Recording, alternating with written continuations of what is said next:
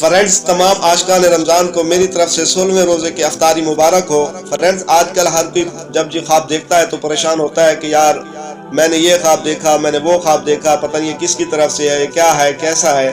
آئیے میں آپ کو حدیث پاک کی روشنی سے بتاتا ہوں۔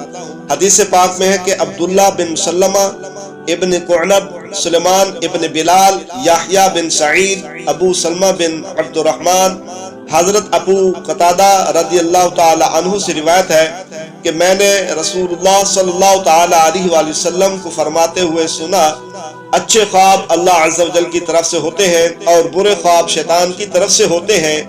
جب تم میں سے کوئی ناپسند چیز کو دیکھے تو اپنی بائیں جانب 3 مرتبہ تھوک دے اور اس کے شر سے اللہ عز و جل کی پناہ مانگے، کیونکہ ایسا کرنے سے وہ خواب اسے کوئی نقصان نہ پہنچائے گا۔ حضرت ابو سلمہ نے کہا، جب سے میں نے یہ حدیث پاک سنی ہے میں ایسے خواب بھی دیکھتا جو مجھ پر پہاڑ سے بھی زیادہ وزنی ہوتے ہیں، لیکن میں ان کی پرواہ نہ کرتا تھا۔